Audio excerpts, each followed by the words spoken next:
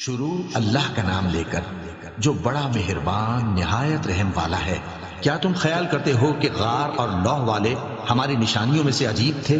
جب وہ نوجوان غار میں جا رہے تو کہنے لگے کہ اے ہمارے پروردگار، ہم پر اپنے ہاں سے رحمت نازل فرما اور ہمارے کام میں درستی کے سامان مہیا کر۔ تو ہم نے غار میں کئی سال تک ان کے کانوں پر نیند کا پردہ ڈالے رکھا، یعنی ان کو سلائے رکھا۔ پھر ان کو جگہ اٹھایا تاکہ معلوم کریں کہ جتنی مدت وہ غار میں رہے دونوں جماعتوں میں سے اس کی مقدار کس کو خوب یاد ہے۔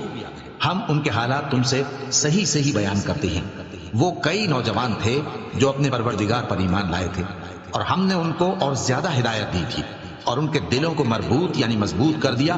جب وہ اٹھ کھڑے ہوئے تو کہنے لگے کہ ہمارا پروردگار آسمانوں اور زمین کا مالک ہے، ہم اس کے سوا کسی کو معبود سمجھ کر نہ پکاریں گے۔ اگر ایسا کیا تو اس وقت ہم نے بے عقلی کی بات کی۔ ان ہماری قوم کے لوگوں نے اس کے سوا اور معبود بنا رکھے ہیں، بھلا یہ ان کے معبود ہونے پر کوئی کھلی دلیل کیوں نہیں لاتے؟ تو اس سے زیادہ کون ظالم ہے جو اللہ پر جھوٹ باندھے؟ اور جب تم نے ان مشرکوں سے اور جن کی یہ اللہ کے سوا عبادت کرتے ہیں ان سے کنارہ کر لیا ہے تو غار میں چل رہو، تمہارا پروردگار تمہارے لیے اپنی رحمت وسیع کر دے گا اور تمہارے کاموں میں آسانی کے سامان مہیا کرے گا۔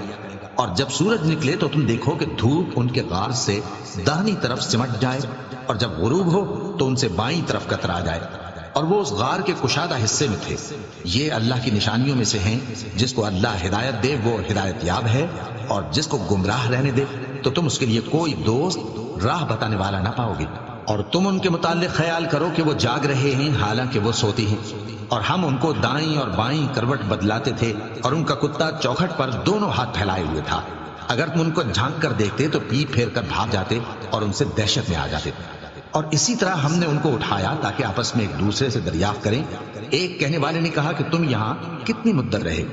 انہوں نے کہا کہ ایک دن یا اس سے بھی کم۔ انہوں نے کہا کہ جتنی مدت تم رہے ہو تمہارا پروردگار ہی اس کو خوب جانتا ہے۔ تو اپنے میں سے کسی کو یہ روپیہ دے کر شہر بھیجو، وہ دیکھے کہ نفیس کھانا کون سا ہے تو اس میں سے کھانا لے آئے، اور احتیاط سے آئے جائے اور تمہارا حال کسی کو نہ بتائے۔ اگر وہ تم پر دسترس پا لیں گے تو تمہیں سنسار کر دیں گے یا پھر اپنے مذہب میں داخل کر لیں گے، اور اس وقت تم کبھی فلاح نہیں پاؤ گے۔ اور اسی طرح ہم نے لوگوں کو ان کے حال سے خبردار کر دیا تاکہ وہ جانے کہ اللہ کا وعدہ سچا ہے، اور یہ کہ قیامت جس کا وعدہ کیا جاتا ہے اس میں کچھ شک نہیں۔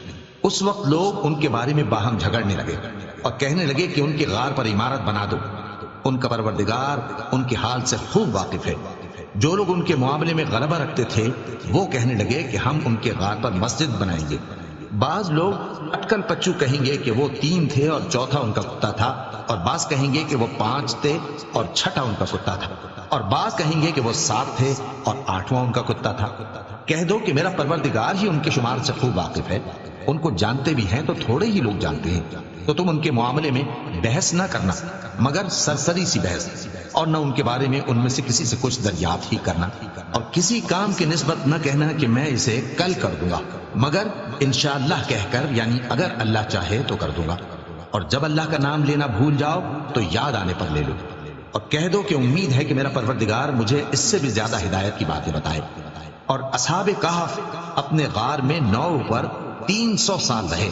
کہہ دو کہ جتنی مدت وہ رہے اسے اللہ ہی خوب جانتا ہے، اسی کو آسمانوں اور زمین کی پوشیدہ باتیں معلوم ہیں، وہ کیا خوب دیکھنے والا اور کیا خوب سننے والا ہے۔